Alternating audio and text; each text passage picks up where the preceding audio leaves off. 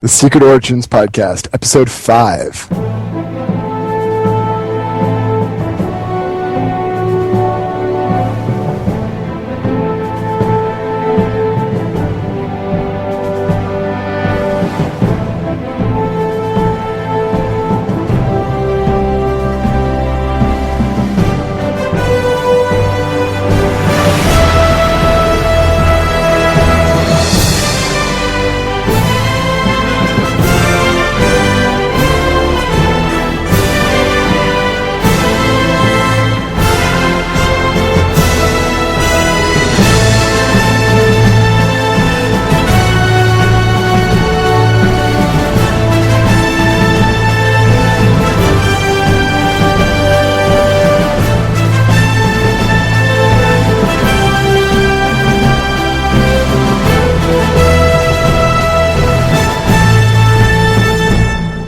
Hello and welcome to episode 5 of the Secret Origins Podcast. I'm your host, DFG and Mike, and I'm joined by Lupus Convoy. Hello, sir. Hey, everybody. How are you? I am surviving. You're surviving. Yes, you're surviving every other week on this show. This is my life. Yes. Yes. Today we will be reviewing the Season 1 finale story from Justice League, The Savage Time. So what's been going on with you, sir? School and car shopping and school and... Car shopping? Yeah, yeah, pretty much. And I'm really psyched about Blackest Night still. I got the newest issues and I'm all, jazzed up because the writer is amazing and he's throwing in so many little nuances that people probably wouldn't have thought about. So I am psyched.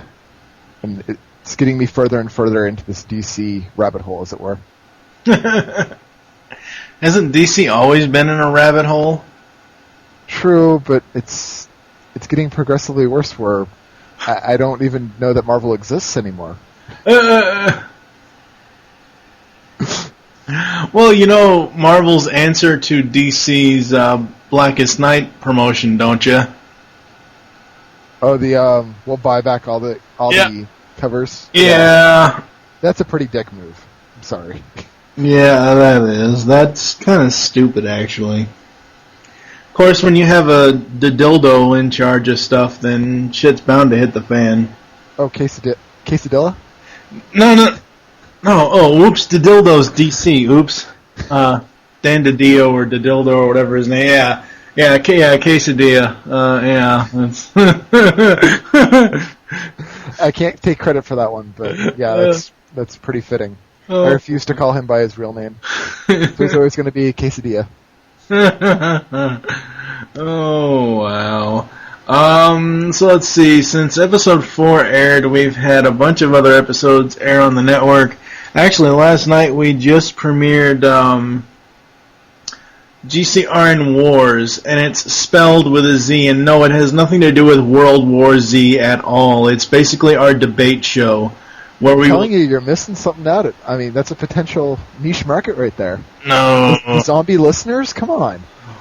What zombie listeners? Hell, we barely get any feedback on the shows we do now, let alone zombie shows. Anyway, what type of feedback are you really expecting from them? Brains? Well, from the zombie people probably, but from the regular people now, something, hell. Something other than, I can't listen to your shows because the levels are so off. Well, I'm sorry, we're not professionals.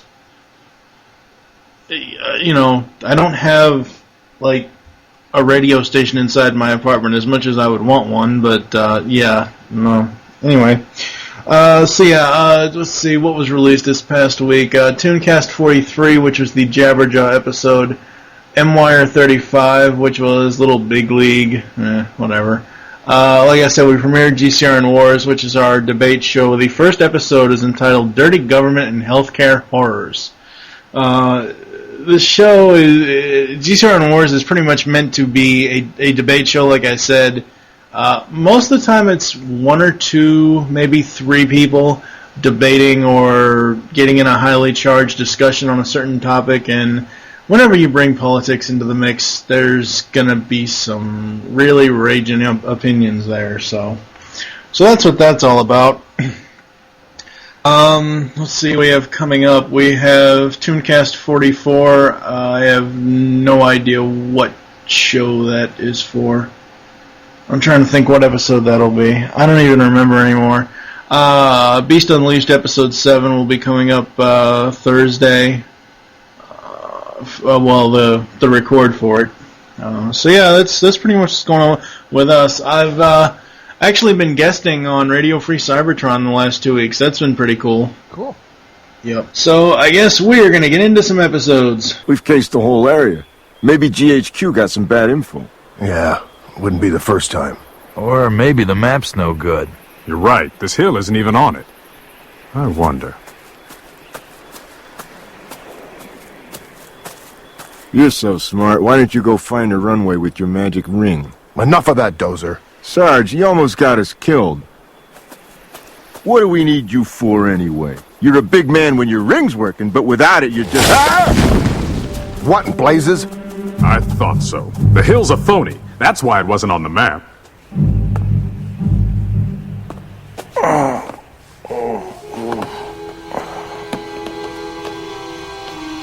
There's your runway.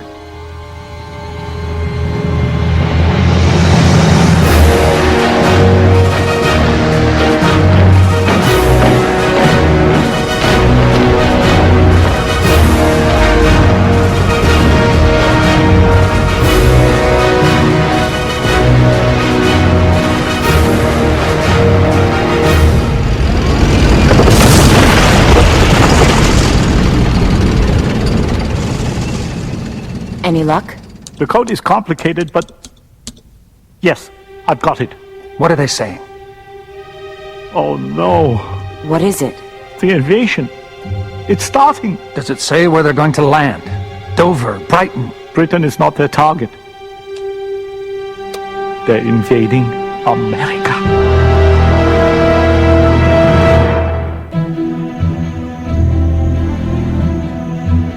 I'm not sure the signal is strong enough. We've got to alert the Allies. Keep trying. It's not too late. I can still stop the invasion. Wait. What if I never see you again? Wish me luck. Good luck, Angel.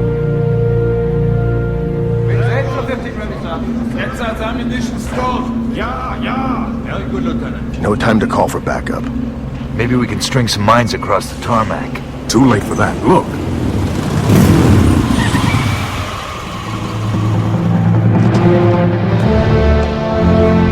Is everything prepared? Just as you ordered, mein Führer. Excellent. I will personally lead the invasion force. It's the big man himself. Let's hit him and hit him hard.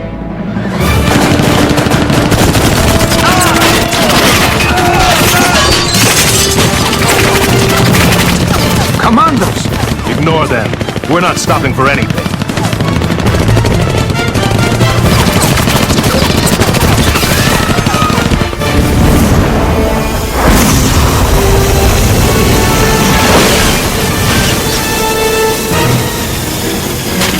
I've got a plane to catch. You can't stop him single-handed. Watch me! He's crazy, Sarge. Shut up and cover him.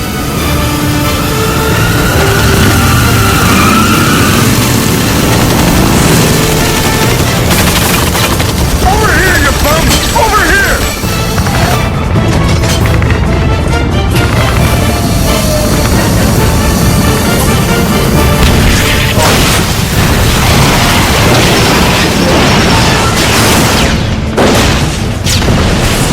Did the hero make it? Yeah. The man's got guts, I'll give him that. Now let's show him what we're made of. Alright, pretty much the one thing we're going to be talking about today is the three-parter, The Savage Time, and as we've done with all of these 2 and 3-parters, we're just going to talk about it as one giant story. I am going to be synopsizing. Lupus is going to be interrupting whenever he feels like he needs to. Well, you know, I mean, that's the whole point of the show, of the whole format we kind of have here. So, part 1 starts, the Justice League is returning to Earth from a mission in a distant galaxy. The Javelin's engines having run out of fuel, Green Lantern is towing the vessel with his ring, which he mentions is running low on power. Okay.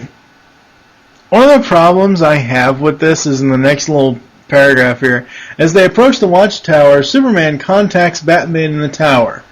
Alright, now, generally, I know a car is not a Javelin, it's not a spaceship, but take a car, for example. If you run out of gas, or if you lose power, or if you lose whatever, okay, if your battery dies, you can't turn the radio on and listen to the radio. How the hell was he able to contact the watchtower when they're running low on fuel and energy and power and all that stuff? That makes no sense. Redundant backup systems? I don't know. You know, maybe I'm thinking maybe it's a different power source for communication devices and things like that rather than a power drive. Yeah, maybe. I'm not really sure. So as they approach the watchtower, like I said, Superman contacts Batman in the tower. Before they arrive, there is this blinding flash of light. When the light fades, the watchtower is gone. Dun dun dun. Damn it! You beat me to it. The League lands on Earth in Metropolis, and is shocked to find things have changed. Huge buildings and Nazi-style flags are everywhere. A squad of security officers appears and demands their identification. When the Flash makes the obligatory joke, the guards open fire. The League runs and are pulled into an underground hideout by Batman, only a different Batman dressed in futuristic armor. I cool Batman. Love this design for Batman. This is so awesome. And I'll expound on that later. John Jones quickly concludes that something has happened to alter time. Why the League was affected isn't certain, but likely Lantern's ring shielded them from the effects in this timeline. Bruce Wayne's parents were executed as dissidents by the fascist regime headed by Vandal Savage. Bruce now leads the resistance against the regime. When Lantern asks how long the regime has been in place, Bruce answers since World War II, which the Axis powers won. The League, with Batman's help, infiltrates Savage's laboratory and finds a time machine. It seems obvious that Savage has used it to alter history. The League decides to travel back in time and try to put things right. It is risky, as they have heard Savage's scientists saying that the portal will collapse in 48 hours. Batman decides to remain behind, saying that if they fail, someone will have to keep fighting against the regime.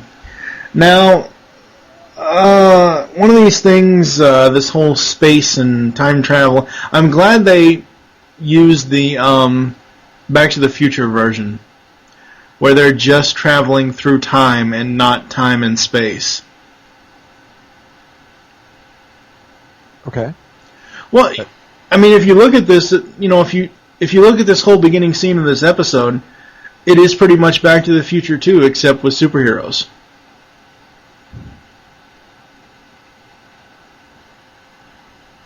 Okay. You don't get that? The last time I watched Back to the Future was when I was like 10, so.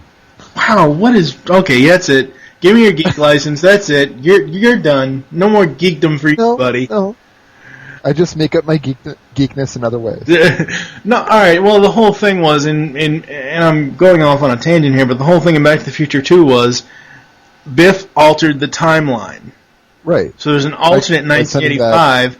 They went to the alternate 85. They had to go back in time to 1955 and blah, blah, blah. That's the same thing here.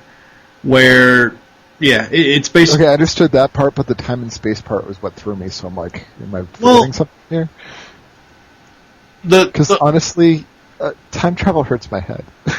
The reason why I say time and space is because when I was watching special features for Back to the Future, they specifically said they just wanted to deal with time travel, not the whole time-space continuum.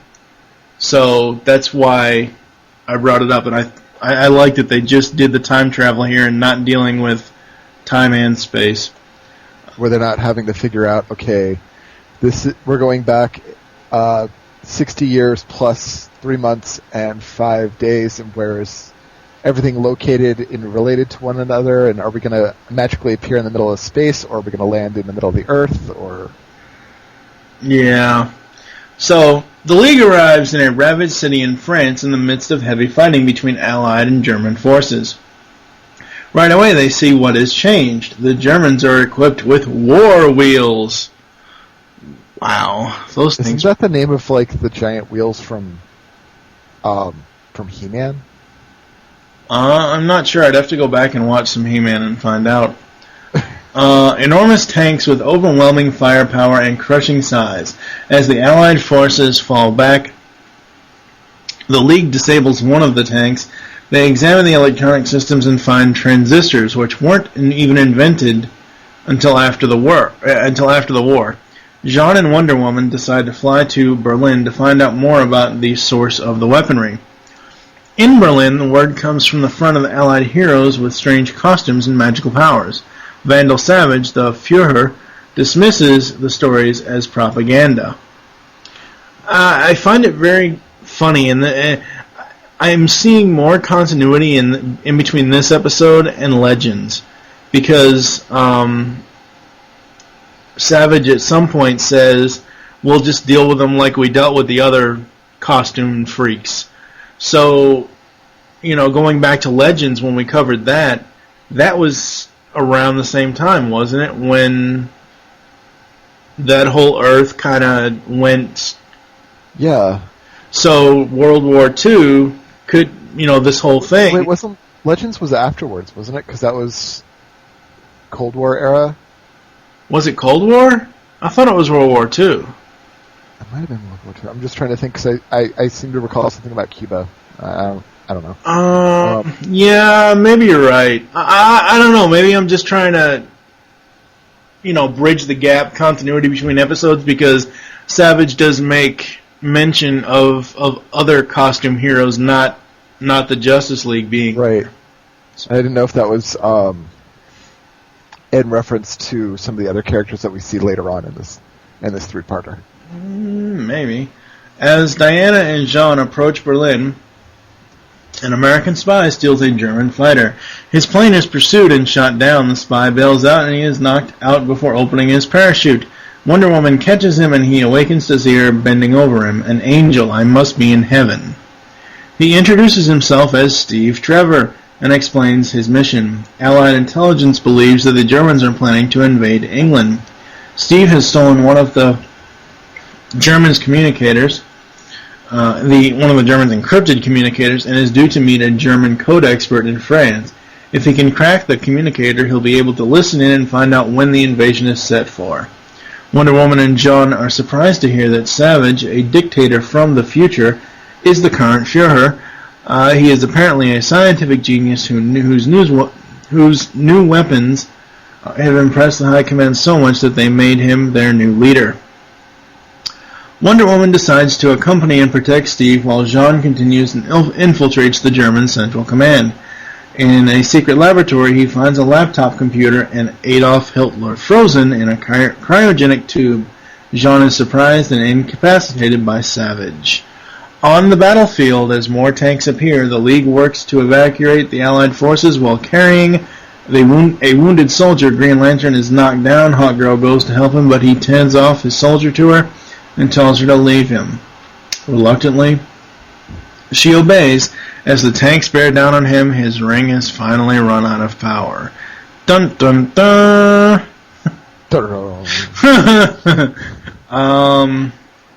Wow. This was this whole episode. I mean, just all three parts, I think, are really, really well done. I already kind of mentioned the whole ship is out of fuel thing, and how the comm thing, if the ship is dead and all that. But and I also mentioned I just love I love the alternate universe Batman design. That is just so awesome. The rocket-powered bat train. That was awesome. Did you catch the? It's kind of a nod to the '60s, '70s Batman with the road blockage appearing, disappearing when it went through. It was very much like when they launched the Batmobile. Yep. And of course, we have cameos with the Bat family, Dick Grayson and Barbara Gordon kissing while Tim Drake, and I'm assuming Cassandra Cain, run by. Now, was Cassandra Cain made during this time period that it was animated and released? I'm not sure. I'm not really sure. I don't know. I like how Jean half phases through the floor, so it's like he's peeking in the room. I mean, you only see like the top half of his head and his eyes when he was sneaking into the building. Right. Yeah, that was kind of cool. There were some good lines in this. Yeah, there were some very, very good lines. One of my nitpicks, though, what the hell, when Batman tells them to jump through the portal, to go back in time, the controls weren't even set. How do they know where they're going to land? I mean, how do they know that he's the goddamn Batman? I know he's the goddamn Batman, but, I mean, it's just one of those things where you don't just get into a DeLorean and just sit there and let it take you wherever. Well, no, you got to drive it up to 88 miles an hour. Yeah. Okay, Cassandra Cain first came out in 1999, so there's 3 years overlap. So it could possibly be her. Yeah, it could be.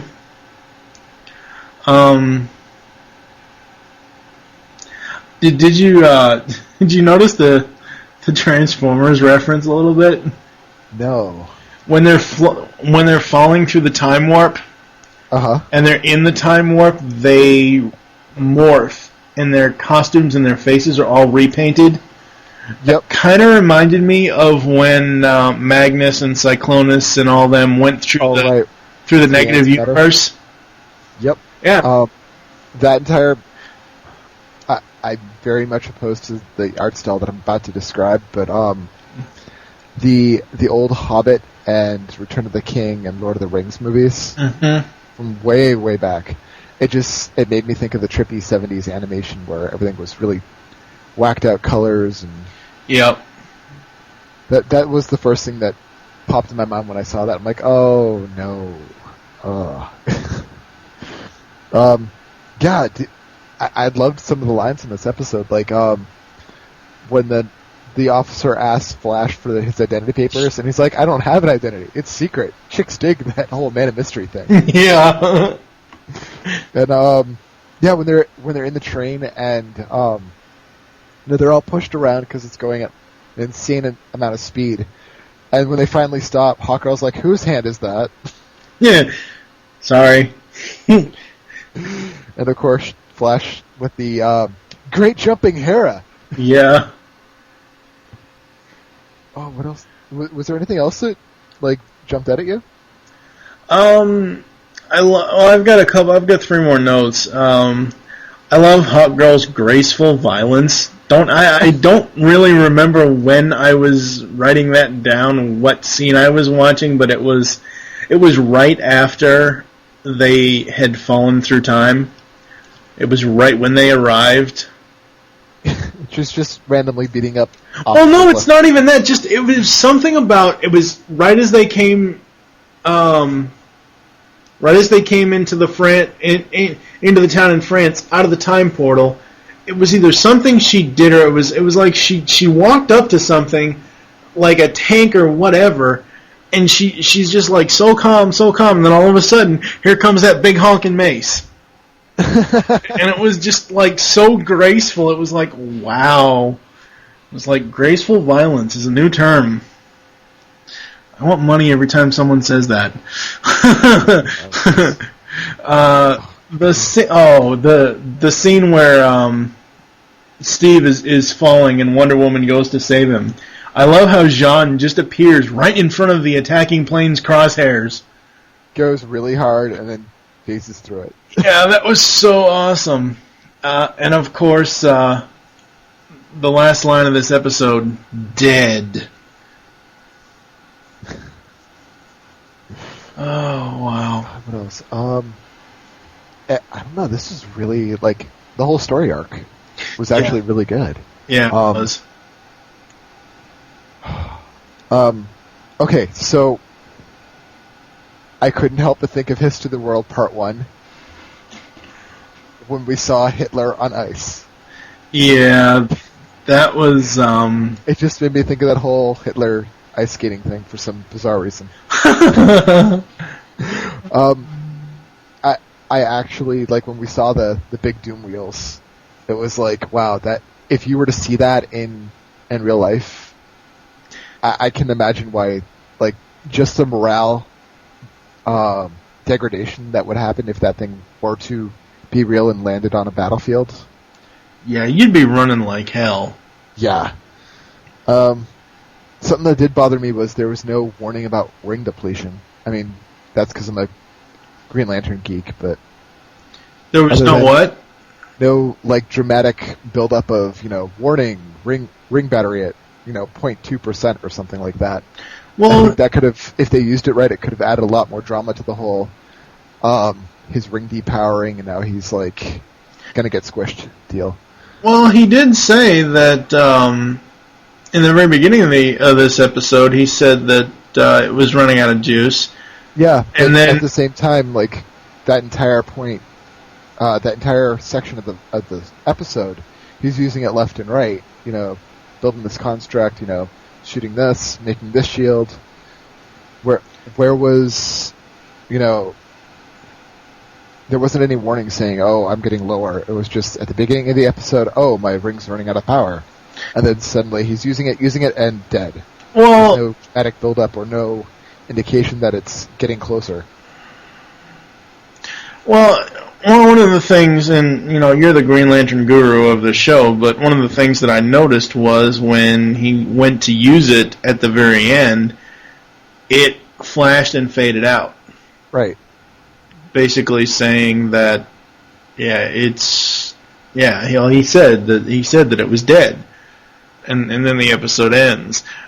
The only reason why I can kind of excuse it, not having more warning on it, is because they wanted to leave you on a cliffhanger, and I think they did that very well. I have to disagree that they could have.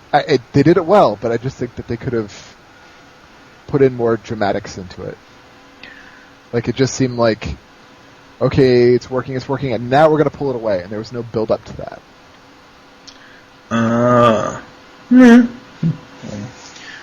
You have anything else for part 1? Steve Trevor. Did you catch who that was? Oh yes, I'm going to be bringing that up a little bit later. Okay, we'll save that. Yeah, I know exactly. I saw it. I'm like, is that who I think it is? And I actually had to call my other half. I'm like, is that that character? Yep. Oh yeah. You mean Vandal Savage. Do we want to talk about that now or later? Vandal Savage. Yeah, we can talk about that now. Vandal Savage is John Jones in Smallville. Okay, that's not what I was going for, but okay. Yeah. Well, Phil Morris, who voiced Vandal Savage, plays John Jones in Smallville. What were you going for? The thing that we had talked about. Oh, he is Kane. Yeah. Do you want to touch on that now, or wait till... Go ahead. Part 3. In the DCU, Vandal Savage is effectively Kane, like Killer of Abel. And that was brought up in Final Crisis, I think? The most recent major Crisis storyline.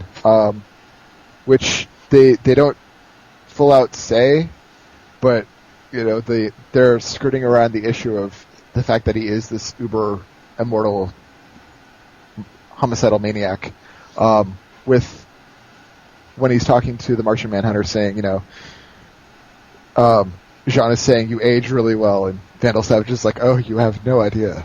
This actually will come back, though, because I was actually going to save this note until the final act, but Vandal Savage does come back in Season 2 in Maid of Honor, and we will get his origin story of how he became immortal in that.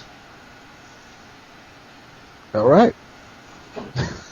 Well, I'm just saying. Okay. It's all good. So, shall we go on to the next episode? Yes. In Part 2, the Allied forces are under heavy attack while trying to withdraw their forces from a beach. The remaining League members, Superman, Hawkgirl, and Flash, work hard to evacuate the troops. Flash is appalled to hear that Hawkgirl left Lantern behind and runs back to find him. But Lantern, who has just managed to escape from the war wheels, has been knocked unconscious and remains hidden. The thing pisses me off is Flash was right there on the cliff, right in front of the little mud thing where GL was. He couldn't get dirty and go in there and just kind of like kick the mud around and look for him. You see him though? I mean, this is Flash. He's got worse ADHD than I do. Oh. That's saying a lot. Wow. Okay. As Superman and Hawkgirl work, a new threat arrives at a flight of Messerschmitts on a strafing run. Superman and Hawkgirl take to the air and fight the planes as they are aided by the surprise appearance of a squadron of ace fighters, the Blackhawks.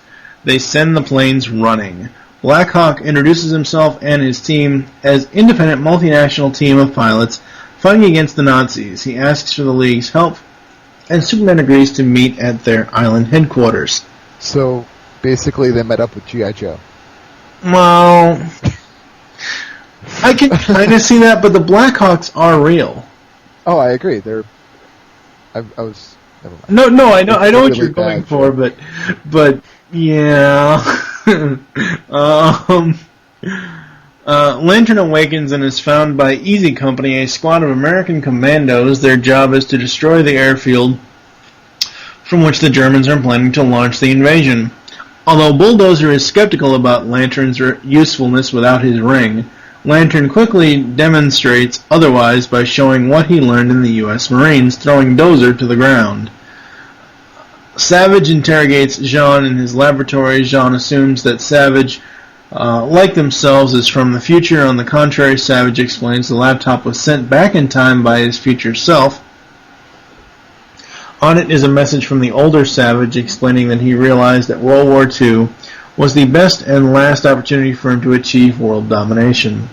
The computer contains schematics for advanced technology as well as information about the Allies' future plans, such as the date for the planned invasion of Normandy. Savage turns Jean over to be tortured for information. Speaking of which, a lot of the main and the guest cast did dual roles in this show.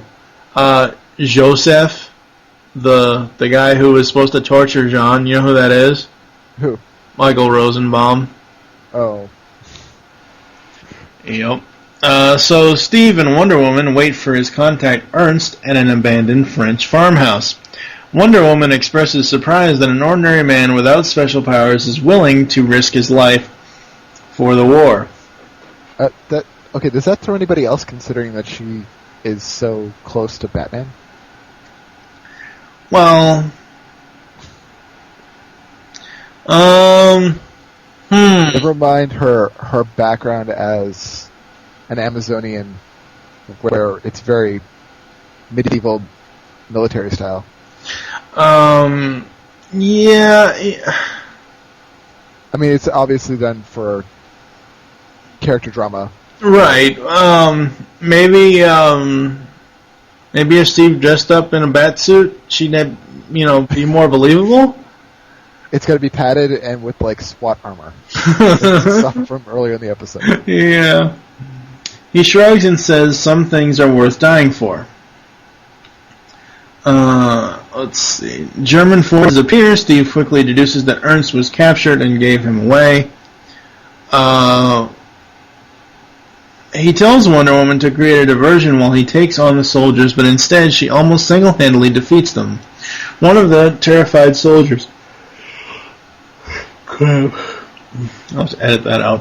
One of the terrorized soldiers discloses Ernst's location. On Black Hawk Island, Black Hawk explains that they are planning a bombing run on a large German factory, but they need the League's help to disable its anti-aircraft defenses. Savage returns to his lab to find Jean has escaped and the laptop destroyed. Savage orders planned invasion to proceed immediately. He is told that this is impossible while the stolen communicator is still missing.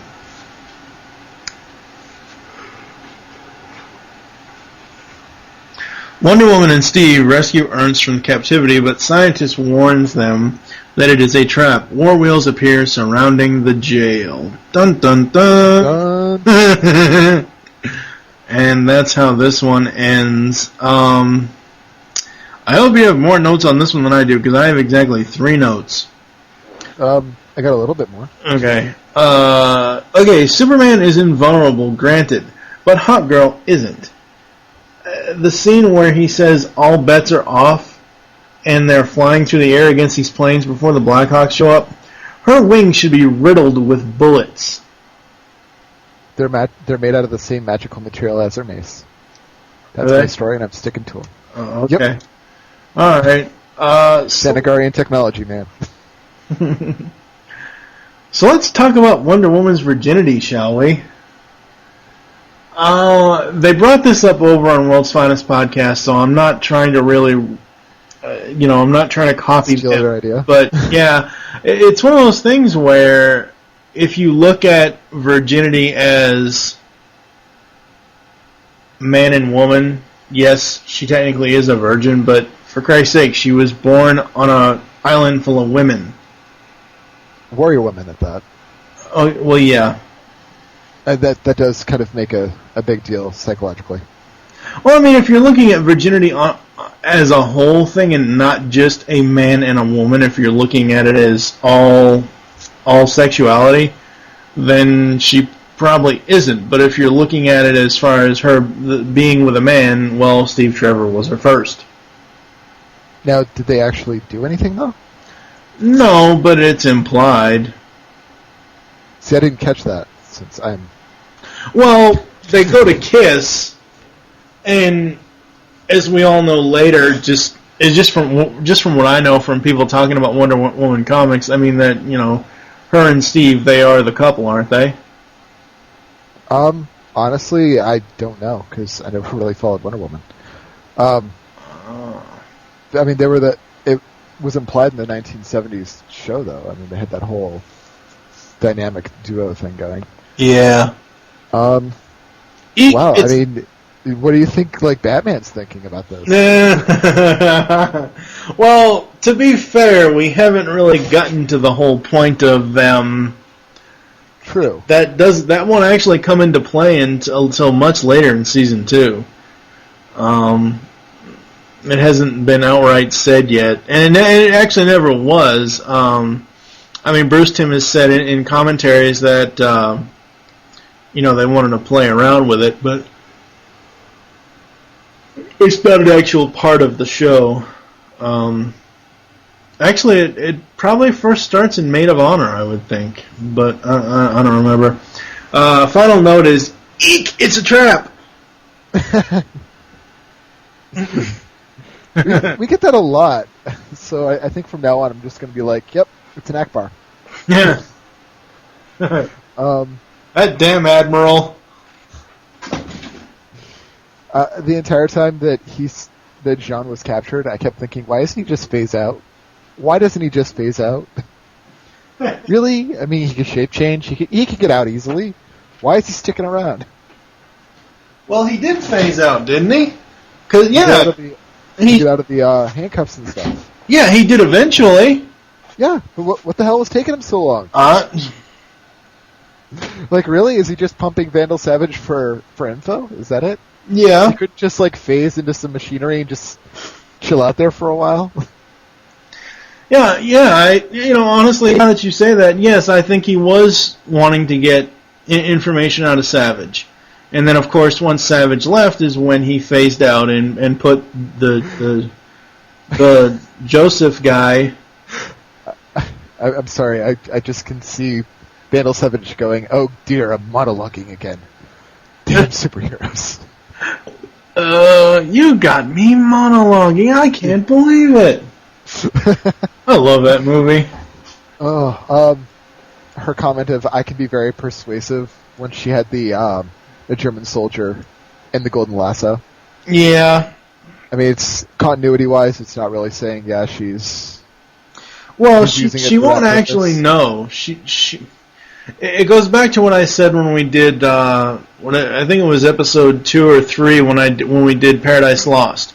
Because she stole her armor, she never knew its full potential, and we won't find that out until Justice League Unlimited, season 3 or 4, the episode The Balance, is when she finds that out. Yeah, about the lasso and all that. What else? Yeah, Savage is the douche. When they start firing on Steve, that's when we see, like, really pissed off Diana come out, and I think I wrote down, Hades hath no fury like an Amazon and loves scorned. She totally, she mopped the floor with everybody, and you can tell it's not just her standard, oh, I'm fighting a supervillain, rah. No, she was really, getting into it. Bitch, get away from my man! Okay, big romantic scene, so she's about to take the cork off the old vintage wine, and the bullet goes through it. Where did the bullet go? Yeah. That should have gone either into her or to Steve. Where the frack did that thing go?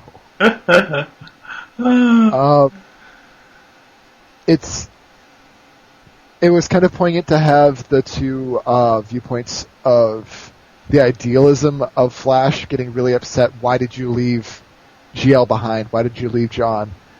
You shouldn't have done that. And in comparison to Hawkgirl, who lays him out and just says, look, you see these people that we saved, there'd be a lot more casualties. Yeah. And she's the last person that would be happy about that. Yeah. And, it was they made the call, but it was his choice. She would have tried to fly all of them out if she could.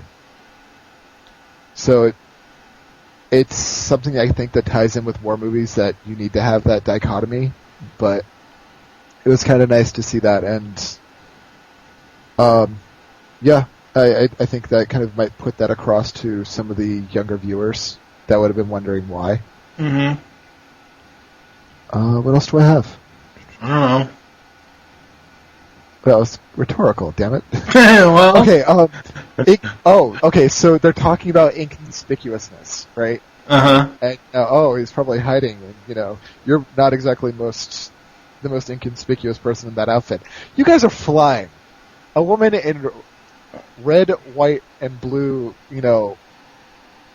unitard, flying through the air, hanging off with one guy. I mean, come on, that's really conspicuous? No one's going to notice that? Really? Yeah, seeing Hawkgirl totally go, ape crazy and just letting loose and not have to worry about, I'm going to hurt civilians? Come on, we've been waiting for this since the first episode. Yeah. The thing about not Wonder Woman, but the thing about Jean, now that you bring up the whole inconspicuous, one of the things that really kind of made me mad was, why is he walking through this place as his Earth version of his Martian form?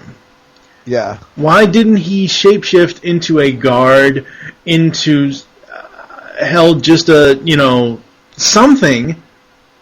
I mean that may, much like your ring gripe about the no warning. I would have much rather have had some sort of something with Jean disguised as somebody else. Or if he was trying to just break through enemy lines or something, turn into this hideous Martian beast. Well, that kind of wouldn't. That to his, but using that his abilities to an advantage. Yeah, but a whole Martian. No, if you're gonna go in as like a guard or something.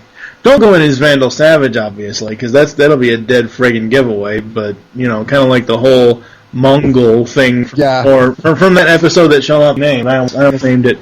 Holy crap!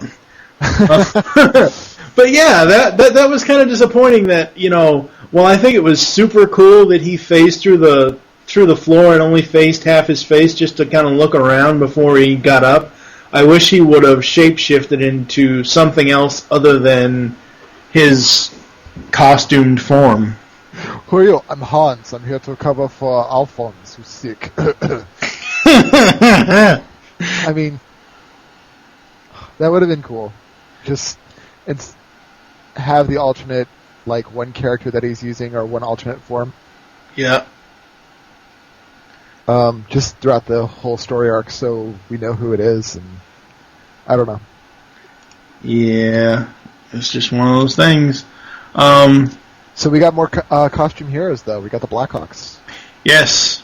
That will, that's pretty cool. I actually like the Easy Company guys a little bit better, but that's just me. Oh. I don't know, Bulldozer was a total tool, but... Well...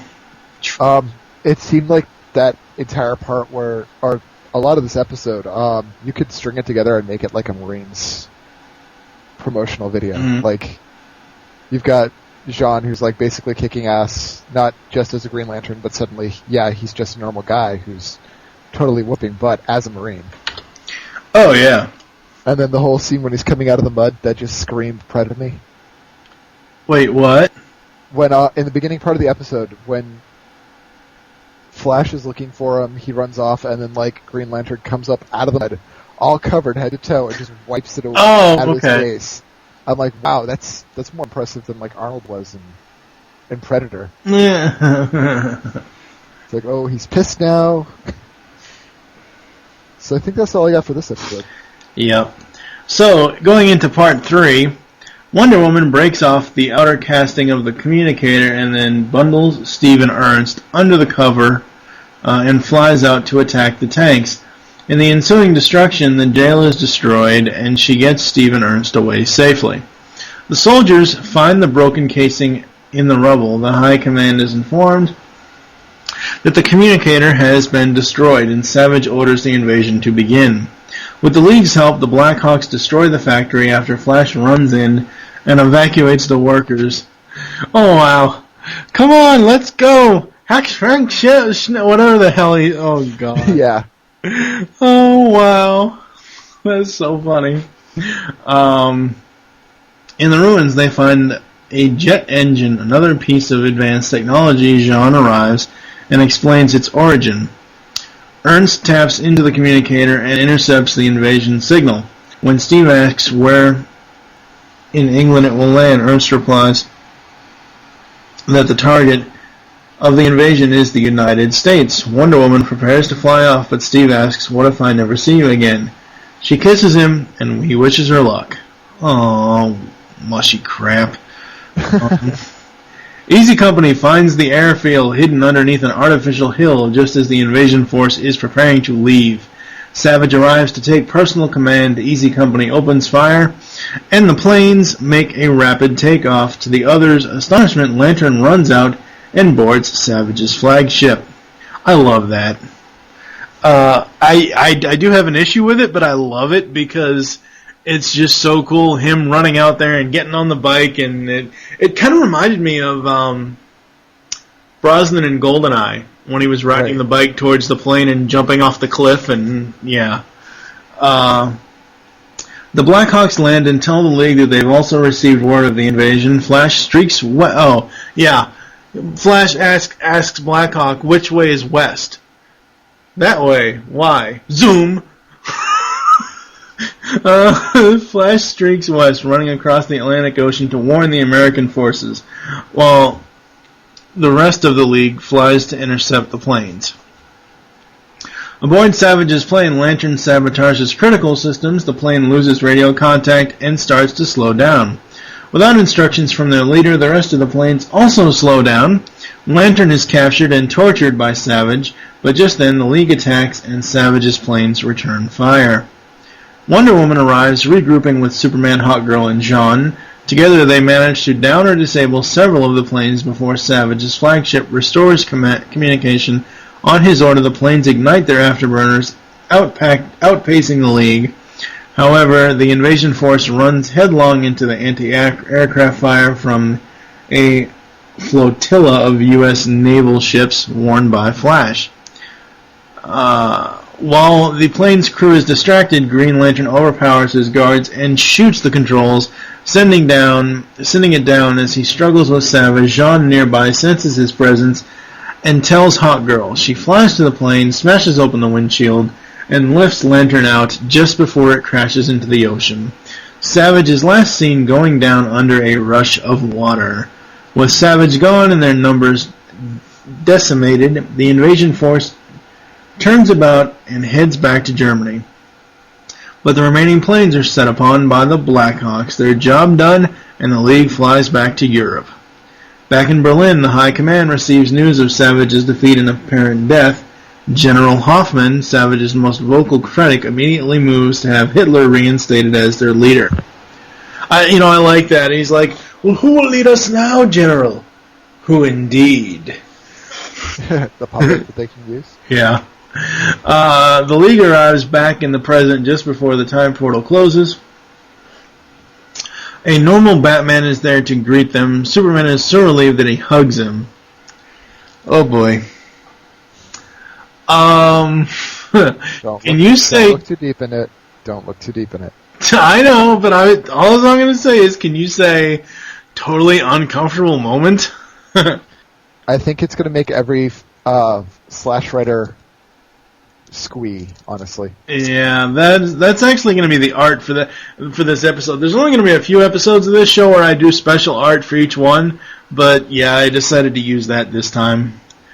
Wonder Woman visits a retirement home and finds Steve, now a very old man. He smiles and says Angel as they share a moment. Okay, just going from the beginning of this episode to the end, my notes are as follows. Holy crap, that mace is amazing. Instead of amazing. Get it? Gotcha. Yeah, it's a bad joke. When John is under the carriage of the plane and the soldiers find him there, they start shooting at him. But no bullets hit him. What the fuck? The ring is dead. Bad shots. Yeah, I guess, but still. When the Justice League is attacking the planes, wow. Jean has an awesome dive into one of them. That was awesome. Oh. He wasn't even phasing. He just, punched it? Yeah, he went, 3 times past supersonic or so, like he broke 6 sound barriers or something. I don't know, but that dive was just wow. Electroshock to the face, Savage. He'll get over it. He'll get better. Yeah. Savage will be back, as I said before. He shows up again in Maid of Honor. And the person that we were talking about earlier, Steve Trevor. Can anybody say Bobby Ewing? Patrick Duffy voiced Steve Trevor. That was just so awesome. I thought it was great. We've got proof that Flash can run faster than a jet engine. Yeah. So why can't he catch up to a stupid car on the highway? I don't get it. Oh shit! I knew you were gonna bring that up. Okay, very beginning part of the episode, the Doom wheels, because I like to call them that, I'm sorry. Mm-hmm. The wheels are coming towards them. She says, "Brace yourself while I smother you with this mattress." Way to go, Wonder Woman. Way to go.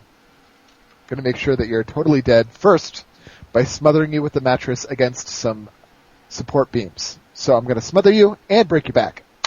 Alright. Doing great at this rescue thing. I really did like the fact that Hans, I think it was Hans, the code breaker they were looking for, was German. Ernst, yeah. I thought that was very, very nice, and the fact that he said not all of us are that way, it helps prevent people from getting the wrong idea about Germany at that time. Not everybody was with the Nazi Party. Right. So let's see. There's Macking on Wonder Woman. Yay. Okay, the bearded guy from Easy Company. Mm-hmm. He's running around pretty damn well for somebody that got shot in the leg. Yeah. That it's like, oh, I got shot in the leg. Oh, they're like, oh yeah, you'll live it. You'll live through it. It's okay.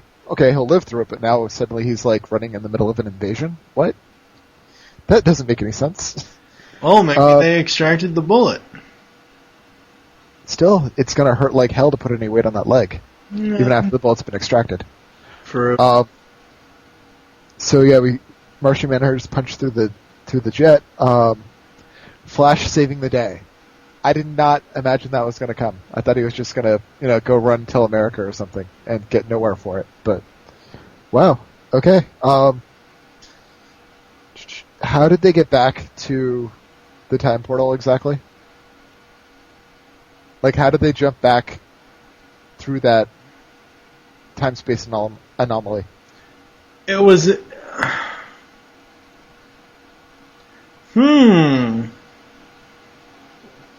Okay, they good point, because past. Wait, in the future time, that wouldn't have existed anymore.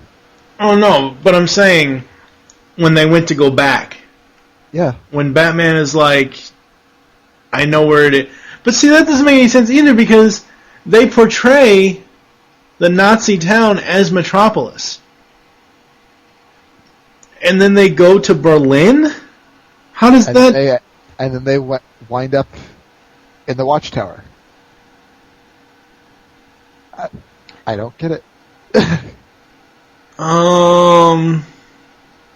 They don't end up in the Watchtower. No.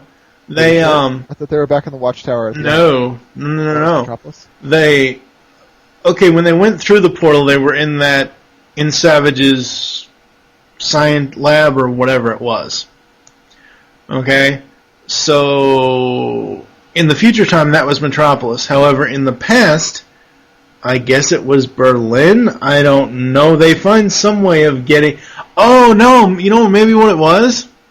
They went back from... Maybe in the World War II era, they went to Metropolis, to the same building, jumped through the portal, end up in the same building in our actual future now, and then that's where the whole hugging thing comes in, because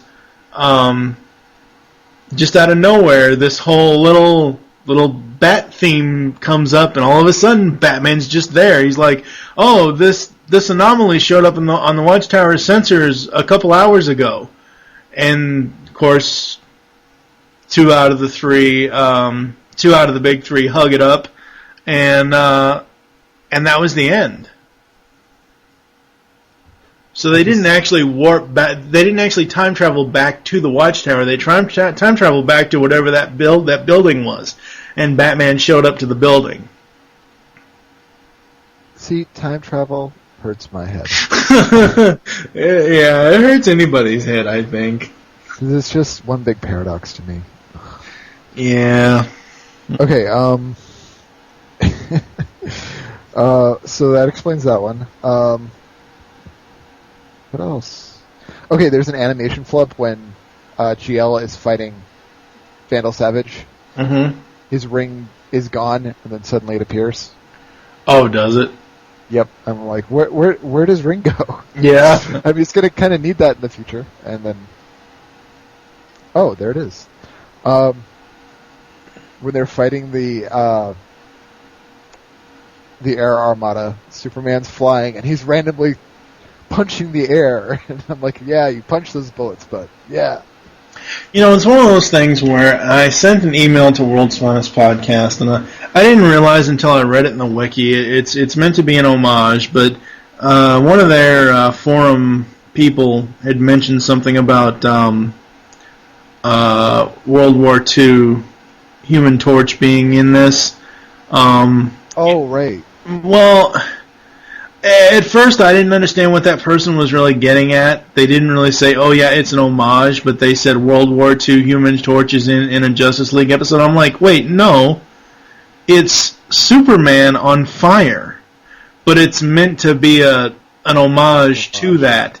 And I didn't get that, so... because, I mean, you can clearly see Superman flies through the plane, it explodes, he's on fire, and you can clearly see his whole hair thing, curly cute, whatever the... Yeah. Cowlick, whatever the hell it is.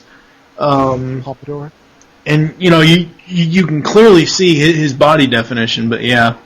I don't know. What else do you have for this one? The big manly hugs at the end. Yeah, what about them? No, just big manly hugs. Raw. Nothing gay about this at all. Oh, wow. Batman was so confused, too. Batman was like... He just looked at him like... He looked like there better be a very good excuse for this. Well, he looked at him like, yeah, get your damn Kryptonian hands off me. You damn dirty Kryptonian. Oh, no, what? Something from episode 2. The slip of Ubermensch, which can be incorrectly translated as Superman. Uh-huh. That toss-in, that was really cool. But other than that, I don't think everything else left. Yeah, let's see. Okay. Alright, well, I guess we are going to close the show. You'll probably hear some sort of audio from this three-parter. And I guess, yeah, that's about it.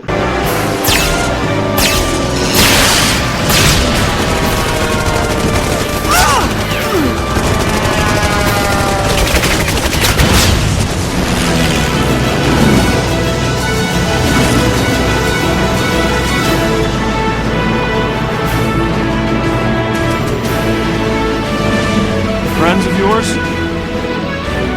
They are now.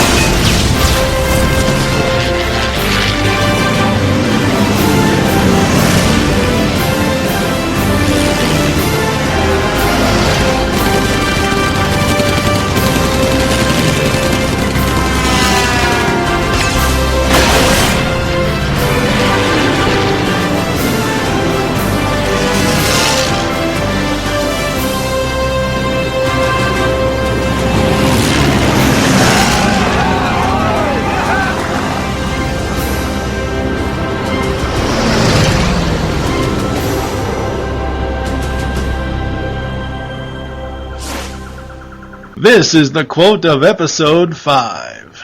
Batman, it's really you!